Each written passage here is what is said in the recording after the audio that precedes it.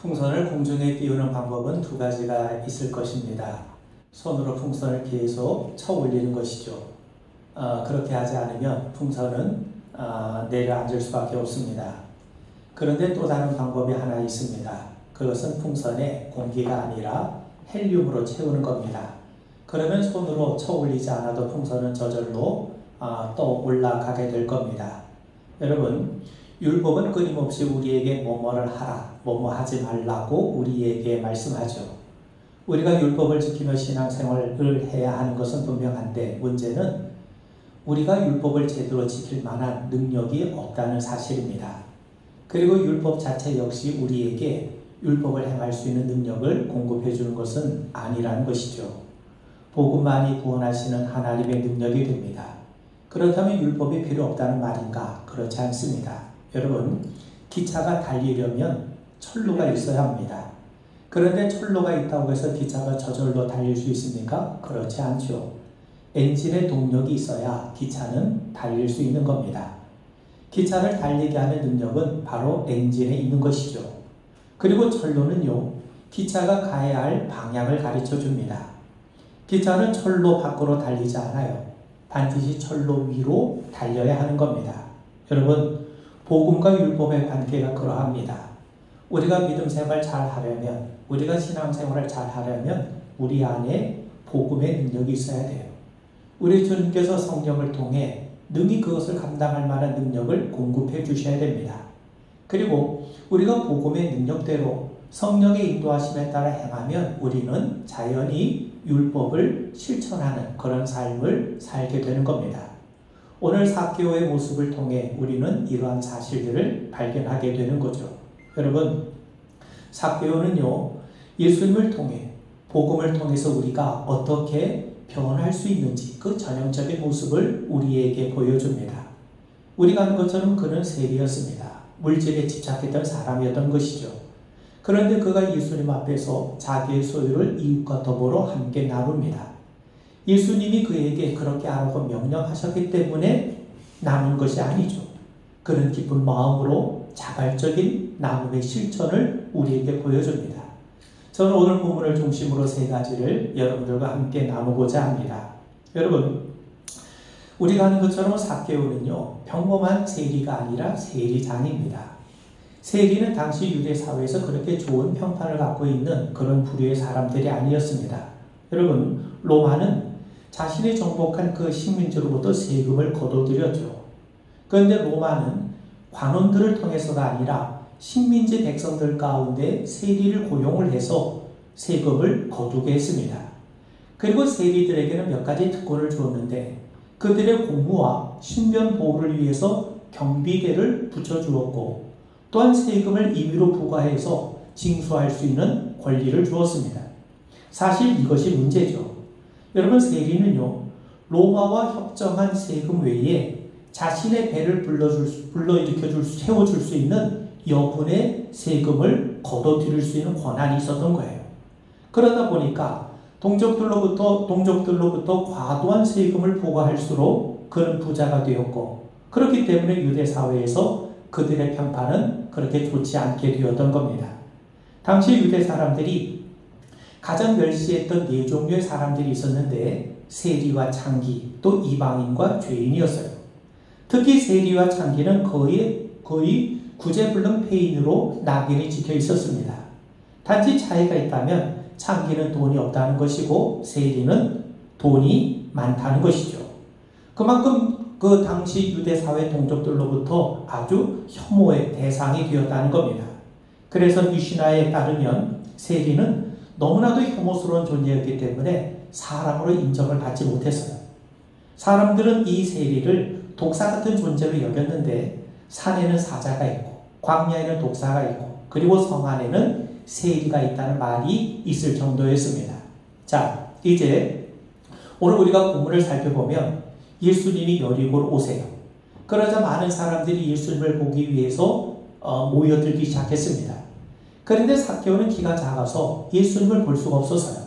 그래서 그는 나무 위로 올라가게 되었습니다. 여러분 한번 생각해 보세요. 왜 삭개오가 나무 위로 올라갔을까?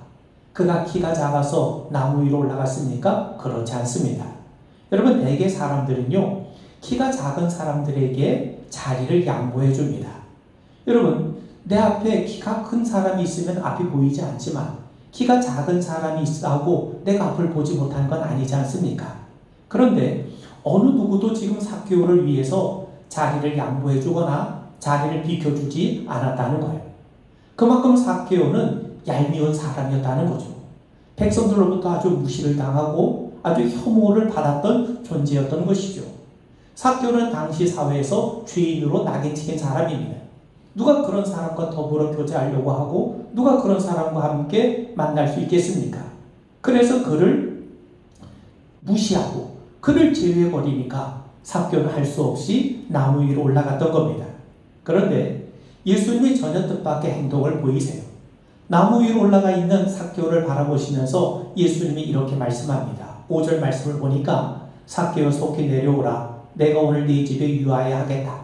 삭개오의 집을 방문하시겠다는 거예요. 그런데 놀라운 사건은 바로 삭개오의 집에서 일어납니다. 삭개오가 예수님을 영접하고 난 다음에 삭개오가 예수님에게 이렇게 말씀을 하죠. 8절에 보시면 삭개오가 서서 주께 여짜오되 주여 보시옵소서 내 소유의 절반을 가난한 자들에게 주겠사오며 만일 누구의 것을 속여 빼앗은 일이 있으면 네의 갑절이나 갚겠나이다. 전혀 예상치 않는, 전혀 예기치 않은 삭개오의 변화된 모습을 여기서 우리는 발견하게 되죠. 여러분 생각해 보세요. 예수님의 부르심에 삭개오는 나무에서 급히 내려왔어요.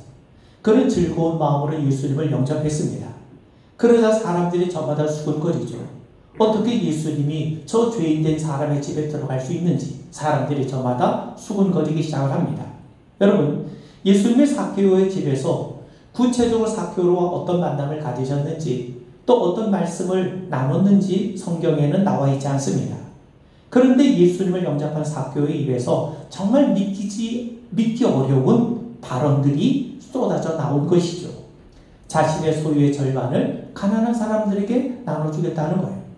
그리고 내가 누구의 것을 속여 빼앗은 것이 있다면 4배를 쳐서 변상을 하겠다는 겁니다. 여러분, 우리는 부자 청년의 이야기를 잘 압니다. 그는 영생의 문제를 가지고 예수님을 찾아와요. 내가 무엇을 해야, 내가 어떻게 해야 영생을 얻을 수 있느냐. 그는 영생의 문제를 가지고 예수님에게 묻습니다. 그러면서 자신은 어렸을 때부터 율법을 잘 지키며 살아왔다고 자부하고 있어요. 그러자 예수님이 그에게 뭐라고 말씀합니까? 네 재산을 팔아서 가난한 사람에게 나눠줘라. 그리고 너는 나를 따르라고 하세요. 여러분, 재산이 어느 정도를 팔아서 가난한 사람들에게 주라는 것인지 예수님은 구체적으로 말씀하지 않으셨어요. 그건 전적으로 부자 청년이 결단할 문제입니다. 그런데 성경은 우리에게 뭐라고 말씀합니까? 그런 재산이 너무 많이 있었으므로 근심하여 예수님을 떠났다고 성경은 우리에게 말씀합니다. 그런데 여러분, 오늘 본문을 살펴보세요. 예수님이 삭개오에게 너 재산의 절반을 가난한 사람에게 나눠줘라. 그리고 네가 속여 빼앗은 것이 있다면 4배로 변상을 해라. 그렇게 명령하신 것 같지는 않습니다. 만약 예수님이 그렇게 명령하셨더라면 삭개오는 이렇게 대답했을 거예요. 네, 예수님, 주님이 제게 말씀하신 것처럼, 주님이 제게 당부하신 것처럼 저는 제 재산의 절반을 가난한 사람에게 나눠주겠고 또 속여 갈취한 것이 있다면 4배로 갚겠습니다. 그는 이렇게 대답했을 겁니다. 여러분, 우리가 아는 것처럼요, 삭개오는요 부자 청년처럼 어렸을 적부터 율법을 지키며 살아온 사람이 아니었던 것 같습니다. 만약 그가 율법을 충실하게 지키며 살아왔다면 어찌 그가 세리의 일을 감당할 수 있었겠습니까? 그리고 예수님도 그 삭개오에게 재산의 절반을 팔아서 가난한 사람들에게 주라고 명령하신 것 같지는 않습니다. 그리고 삭개오의 답변에도 예수님의 명령이기 때문에 내가 순종하겠다, 그러한 흔적이 전혀 보이지 않습니다. 삭개오는요, 자신이 하고 싶은 마음이 들어서 그렇게 한 거예요. 내가 그렇게 하고 싶은 마음이 삭개오 안에 채워졌기 때문에 삭개오는 그런 반응을 보였다는 겁니다. 여러분, 율법에 따르면요, 소유의 절반을 나눠주라는 명령이 나와 있지 않습니다. 양을 훔친 경우를 제외하면 4배로 갚아야 할 이유가 없어요. 그리고 남의 물건을 훔친 경우에도 통상 20% 정도를 더해서 물어주면 됩니다. 그런데 예수님을 통해 변화된 삭개오의 행동은 그야말로 율법적인 행동이죠. 그런데 그는 율법에 명시된 내용을 뛰어넘는 모습을 우리에게 보여주고 있습니다. 여러분, 여기서 우리가 중요한 건 뭐냐면 삭개오의 행동이 누구의 강요나 명령에 의해서 마지못해서 하거나 망설이는 모습이 전혀 보이지 않는다는 사실입니다.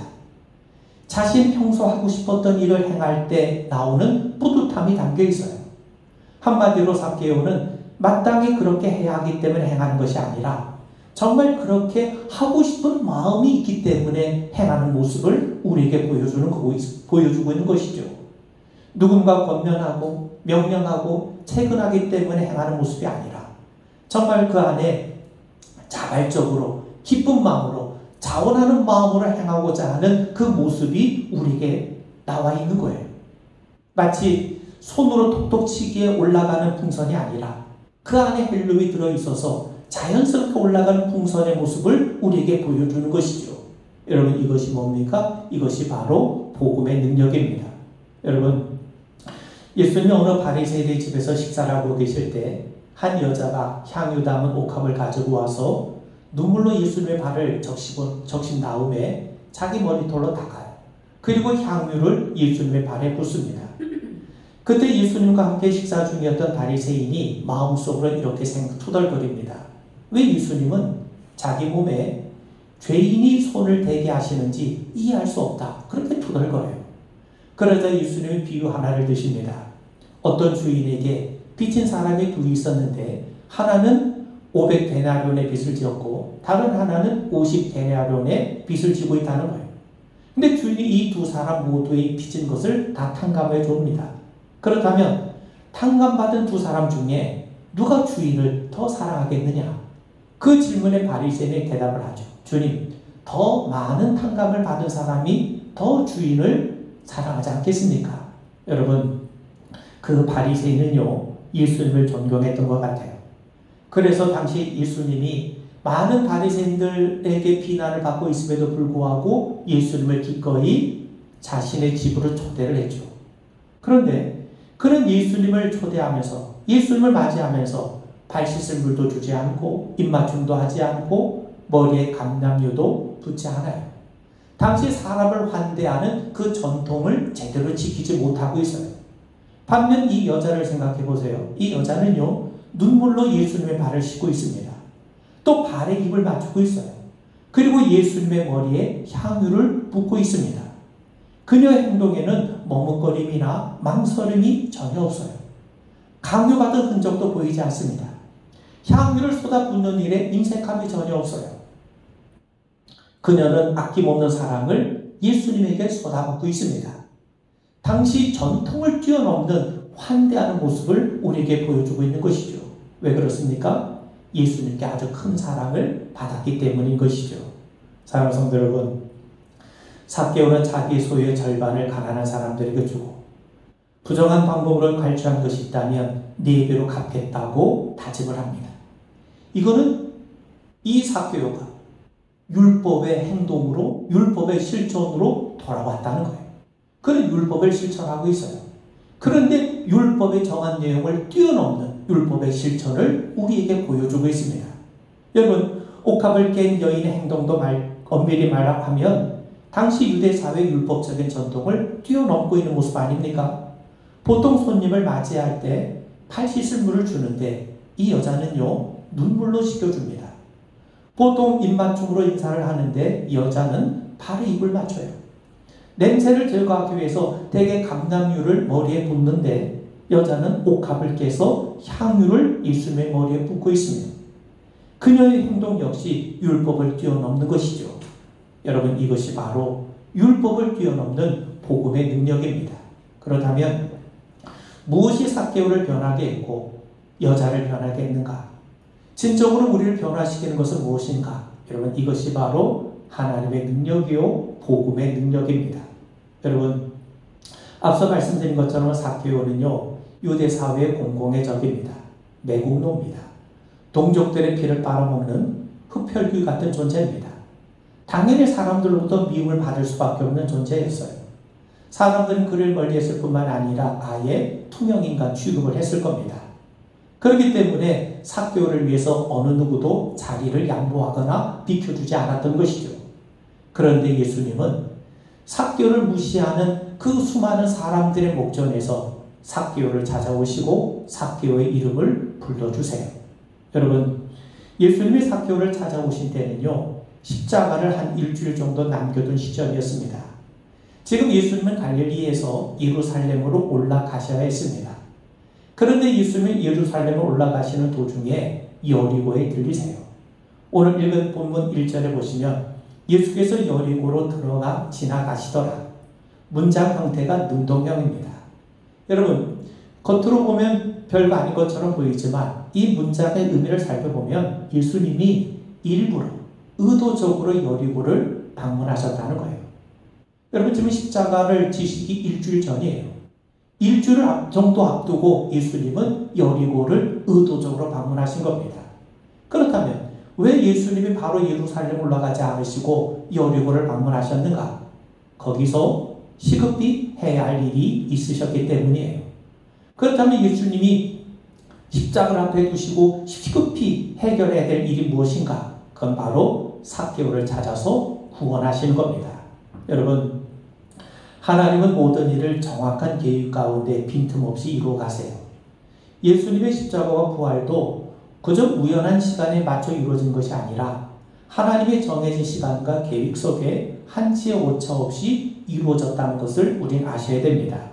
갈라디아서 4장 4절에 보면 때가 참에 하나님의 그 아들을 보내사 여자에게서 낳게 하시고, 예수님이 이 땅에 오신 것도 그냥 오신 것이 아니라 하나님이 정하신 때가 되었기 때문에 오셨다는 거죠. 그리고 마태복음 26장 45절에 보면 때가 가까이 왔으니 인자가 죄인의 손에 팔리느니라. 예수님이 십자가를 지시는 것도 다 하나님의 정하신 때가 임박했으니까, 때가 왔으니 그 일을 행하셨다는 거예요. 여러분, 죄인을 구원하시는 것이 하나님의 뜻입니다. 십자가를 통해 구원을 이루신 것이 하나님이 정하신 방법입니다. 그리고 이 일은 하나님이 정하신 때에 이루어져야 합니다. 그래서 예수님은 이제 급히 갈릴리에서 예루살렘으로 올라가시는 거예요. 그런데 그 와중에서 급히 이루셔야 할 일이 있었기 때문에 예수님은 일부러 의도적으로 여리고에 가셔서 삭개오를 만나신 거예요. 그렇다면 여러분, 예수님의 삭개오 그 한 사람만을 위해서 그렇게 하신 겁니까? 그렇지 않아요. 삭개오를 찾아가신 사건을 통해서 예수님은 하나님이 우리를 위해서 행하시는 구원의 한 단면을 우리에게 보여주고 계십니다. 예수님은 삭개오가 아브라함의 자손이라고 말씀하세요. 예수님은 여리고에 잃어버린 아브라함의 자손이 있었어요. 잃어버린 하나님의 자녀가 있었던 겁니다. 그 말은 무슨 말입니까? 그 다시금 회복해야 될, 다시금 되찾아야 될 하나님의 자녀가 있었기 때문에 예수님은 그 자녀를 찾기 위해서 여리고를 방문하신 거예요. 그래서 그의 집에 이르셔서 오늘 이 집에 구원이 이르렀다 선포하신 겁니다. 성도 여러분, 이것이 삭개오만의 내 이야기입니까? 아니죠. 예수님은 이 삭개오의 이야기를 통해서 하나님께서 궁극적으로 우리를 위해서 행하실 일이 무엇인지를 우리에게 가르쳐 주신 겁니다. 여러분, 우리 원래 하나님의 소유된 백성 아니었습니까? 그런데 죄가 하나님과 우리 사이를 갈라놨어요. 죄 가운데 우리가 사로잡히다 보니까 우리가 하나님의 백성됨을 모르고 살아왔던 겁니다.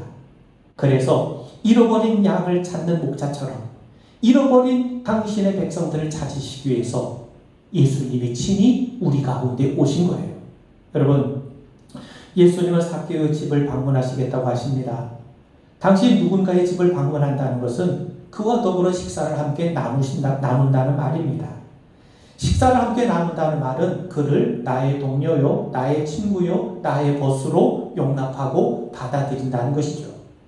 당시 유대 사회에서 식탁의 교제야말로 가장 친밀한 교제의 증거입니다. 여러분, 예수님의 삭개오의 집을 방문하셔서 그와 더불어 함께 음식을 나누신 것은 사실 보통 사건이 아닙니다. 당시 유대 사람들의 눈에는 도무지 납득되지 않는 그런 사건인 거예요. 여러분, 우리가 아는 것처럼 안디옥에서 베드로가 이방인과 더불어 함께 음식을 나누며 교제하고 있었어요.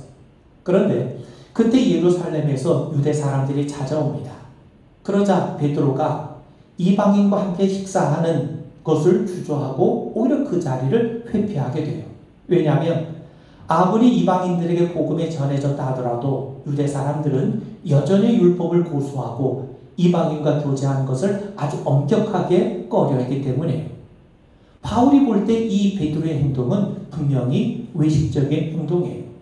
평소 이방인과 더불어 교제를 나누다가 이방인과 더불어 그리스도 안에서 한 형제됨을 고백하다가 갑자기 유대 사람이 찾아오니까 이방 사람들을 멀리하고 회피하는 모습이 바울의 눈에는 분명 외식적이고 위선적인 모습이었던 거죠.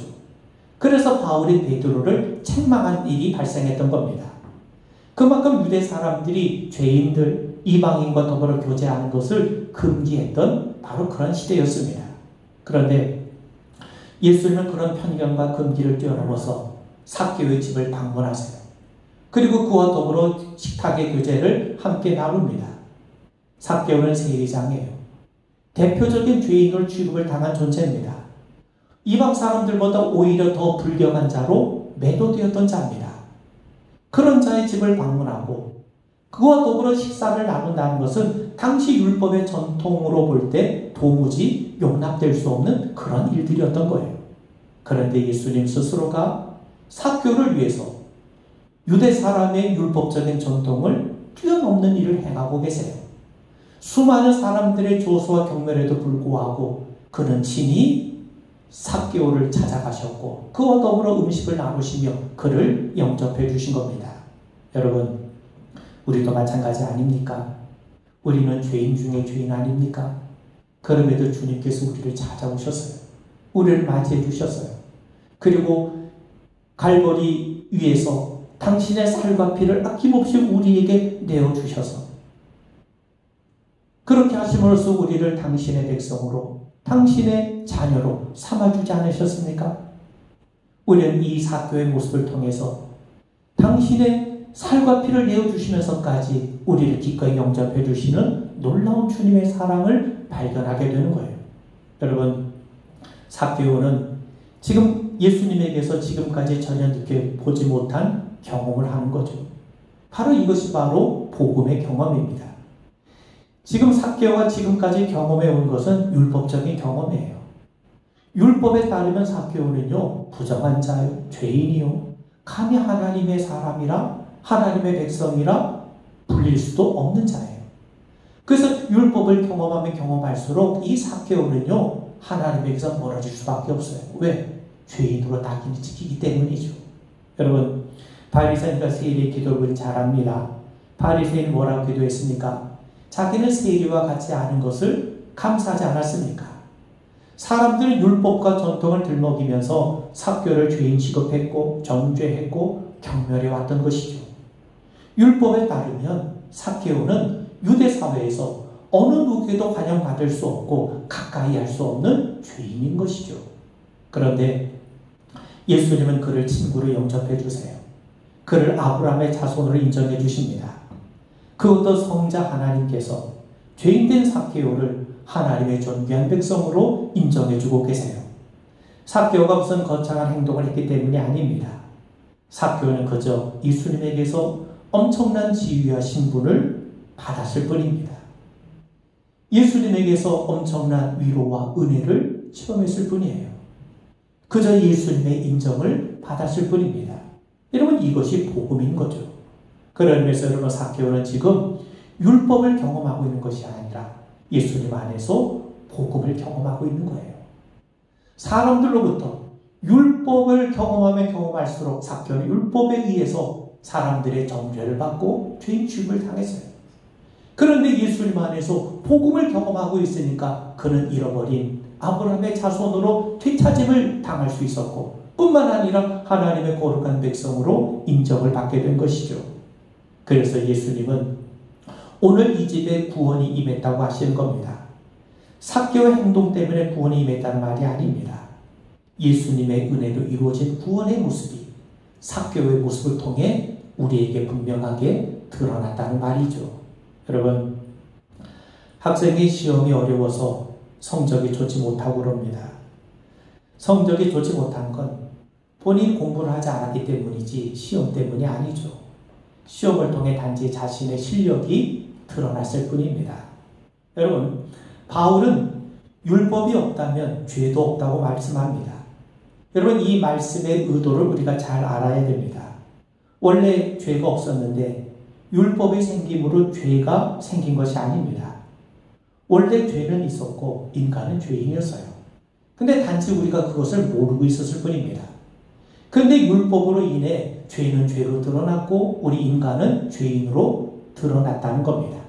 여러분, 그래서 율법은 우리의 진짜 모습을 깨닫게 해주기 때문에 좋은 것이요, 선한 것이요, 의로운 것입니다. 여러분, 엑스레이를 보세요.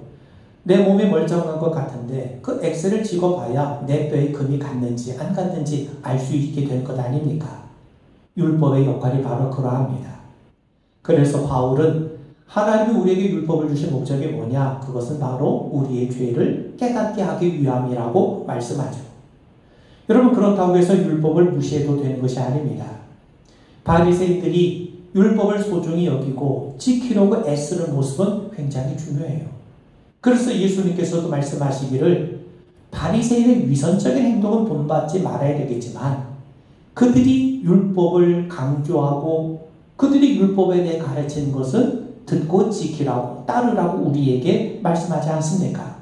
여러분, 왜 우리는 바리새인 행동은 본받지 말아야 됩니까? 그들은 자기 의를 드러내기 위해서 율법을 준수하기 때문이죠. 여기에 문제가 있는 겁니다. 율법을 지키려고 하면 할수록 우리가 바리새인이 되어가는 것이 우리의 문제예요. 이런 문제는 우리가 차후에 다시 말씀을 드리도록 하겠습니다. 여러분, 우리가 건강검진을 통해서 내 안에 병이 든 것을 깨닫게 되면 우리는 어떻게 합니까? 의사를 찾아가게 되죠. 마찬가지입니다. 율법은 우리의 죄를 깨닫게 합니다. 그래서 우리를 구원자이신 예수님에게로 우리를 인도하죠. 율법을 통해 자기 의로는 안 되는구나, 인간의 의로는 안 되는구나 하는 것을 깨닫기 때문에 우리는 그리스도의 의의 자리로 우리를 가게 만드는 거예요. 인간의 의로 안 된다면 우리에게 그리스도의 의가 필요한 것 아닙니까? 그래서 율법은 궁극적으로 우리를 복음으로 인도합니다. 여러분, 복음이라는 것이 무엇입니까? 하나님이 그리스도 예수를 통해서 우리를 위해서 하신 일이에요. 우린 여전히 하나님 앞에 연약했고 하나님 앞에서 죄인이었고 심지어 하나님 앞에 하나님을 대적하는 원수였어요. 그럼에도 하나님은 그리스도 예수를 통해 하나님의 사랑을 우리에게 보여주셨고 우리를 구원해 주셨습니다. 구원은 전적으로 하나님이 계획하신 일이요, 하나님이 행하신 일이요, 하나님이 이루신 일입니다. 우리는 그저 하나님이 이루신 그 구원의 은혜를 받았을 뿐입니다. 성령께서 하나님께서 우리에게 베푸신 사랑의 지식을 날마다 깨닫게 하실 겁니다. 여러분, 로이드 존스 목사님께서 우리에게 한 가지 비유를 가르쳐 주셨는데, 성도들에게 집을 비운 사이에 여러분 집에 머물고 있던 친구가 날짜가 지난 고지서 하나를 여러분 대신 지불해 주었다면 여러분 어떻게 할 것인지를 물었어요. 그러면서 그는 이렇게 말합니다. 적힌 액수가 얼마였는지에 따라 행동이 다르게 나타날 거라는 겁니다. 여러분, 누군가 나를 위해서, 친구가 나를 위해서 내가 내들 고지서를 대신 갚아주었는데 그 고지서에 적힌 액수가 적으면 그저 친구의 등을 두드리며 고맙다고 인사하는 것으로 끝낼 수 있을 거예요. 그런데 내가 갚아야 되고 내가 지불해야 될 액수가 너무 커서 내가 감당하기 어려울 뿐만 아니라 내가 미납으로 차압까지 들어올 뻔했는데 친구가 미납된 부채를 해결해 주었다면 그저 등을 두드리며 고맙다는 말만 하지는 않을 겁니다. 아마 친구가 원하는 것은 무엇든지 해줄 용의를 가질 거예요. 하나님께서 그리스도 예수를 통해 행하신 일이 바로 이런 겁니다. 예수님은 성자 하나님이심에도 불구하고 자신의 생명을 들여서 우리의 죄를 용서하셨어요. 자격 없는 우리에게 구원의 은혜를 베푸신 겁니다. 성자 하나님께서 우리를 친구로 여기시고 또 천국을 약속해 주셨고 또 성령으로 늘 우리 가운데 임재해 주세요. 여러분, 우리가 하나님께 전적으로 받아들여진다는 것은요, 사실 상상만 해도 놀라운 일이 아닙니까? 우리가 무슨 일을 했기 때문이 아니죠. 여러분, 삭개오가 예수님 앞에 뭔가를 행했기 때문이 아니라 예수님이 일방적으로 삭개오를 찾아오셨고 일방적으로 삭개오에게 은혜 베풀어 주지 않으셨습니까? 여러분, 이게 바로 복음인 겁니다. 삭개오가 경험한 것이 바로 이것이죠. 그런 예수님의 은혜를 맛봤어요. 복음을 경험했어요. 복음을 경험하니까 율법을 뛰어넘는 순종이 나오는 겁니다. 그러므로 진정한 그리스도인이 되는 것, 진정한 변화는요, 율법에서 나오는 것이 아니라 복음에서 나오는 겁니다. 여러분, 자녀가 언제 철이 듭니까? 부모에게 효도하는 법, 항목을 만들어서 하나씩 체크해 나간다고 되는 겁니까? 그렇지 않아요. 그렇게 하면 얼마 지나지 않아 부담스럽고 힘겨워할 겁니다. 그런데 부모의 사랑을 깨달을 때, 나를 위한 부모의 수고를 알게 될 때 자녀는 조금씩 철이 들기 시작합니다. 사람은요, 자신의 결심이나 노력으로 변하지 않습니다. 누군가의 강요나 또는 동기부여가 있다고 해서 변한 것도 아닙니다. 사실 우리 안에는요, 아주 몹쓸 청개구리가 있어서 늘 반대 방향으로 끊임없이 우리를 움직여요. 왜 그렇습니까? 죄에 사로잡혔기 때문이에요. 그래서 바울은 로마서 7장 19절에서 내가 원하는 바 선은 행하지 아니하고 도리어 원하지 아니하는 바 악을 행하는도다. 오라, 나는 곤고한 사람이로다. 이 사망의 몸에서 누가 나를 건져내랴. 그렇게 탄식했지만 그는 이어서 이렇게 고백합니다. 오라, 우리 주 예수 그리스도로 말미암아 하나님께 감사하리로다. 나는 할 수 없지만 하나님이 그리스도 예수를 통해서 일하신다는 말이죠. 사랑하는 성도 여러분, 우리는요, 예수님을 보기 위해서 삭개오처럼 굳이 나무에 올라가지 않아도 됩니다. 우리 대신 예수님이 친히 나무 위로 올라가셨기 때문이죠. 삭개오는 사람들의 경멸과 혐오의 눈을 피해 나무에 올라갔지만 예수님은 사람들의 숱한 조롱과 수치를 다 감내하시고 십자가 위에서 부끄러움을 개의치 않으셨어요. 그래서 우리가 아브라함의 자손으로, 우리가 하나님의 백성으로 받아들여진 겁니다. 그리고 성령께서 우리 가운데 임재하셔서 우리가 죄를 이기며 믿음을 드러내며 살 수 있는 능력을 받게 된 겁니다. 여러분, 이것이 바로 복음의 능력입니다. 하나님께서 우리를 위해서 행하신 일, 하나님이 우리를 위해 약속하신 일, 지금도 성령으로 우리를 위해 행하신 일을 바르게, 온전히, 깊이 알아갈 때 우리는 순종할 수 있고 우리는 주님을 온전한 마음으로 따를 수 있게 되는 거죠. 그러기 위해서 여러분, 하나님의 은혜, 복음의 은혜를 알게 될 때, 복음을 경험하게 될 때 비로소 우리는 참된 순종이 나오는 겁니다. 삭개오 이야기가 그걸 우리에게 보여주고 있지 않습니까? 그러기 위해서 여러분, 우리는 무엇보다도 하나님의 은혜, 하나님의 사랑, 하나님께서 그리스도 예수를 통해서 우리를 위해서 행하신 그 놀라운 복음의 깊이 묵상에 들어가고 그 복음 안으로 더 깊이 들어갈 때마다 우리는 우리 안에 자원하는 마음으로, 기쁜 마음으로, 정말 그렇게 하고 싶은 마음으로 우리 주님을 따르는 아름다운 모습이 분명하게 드러나게 될 줄 믿습니다. 우리 기도하겠습니다. 삭개오의 모습을 통해서 복음의 능력을 우리가 기억하게 됨을 감사합니다. 아버지 하나님, 우리 힘으로 할 수 있는 것이 아니고 율법의 능력으로 되는 것이 아니라 복음의 능력을 통해서만이 우리가 주의 말씀에 순종하며 주를 따르는 삶을 살게 되는 것을 믿고 고백합니다. 성령님 함께하여 주시옵고 우리 모두에게 날마다 복음의 깊이를 더해가는 은혜를 허락하여 주옵소서. 예수님 이름 받들어 간절히 기도하옵나이다. 아멘.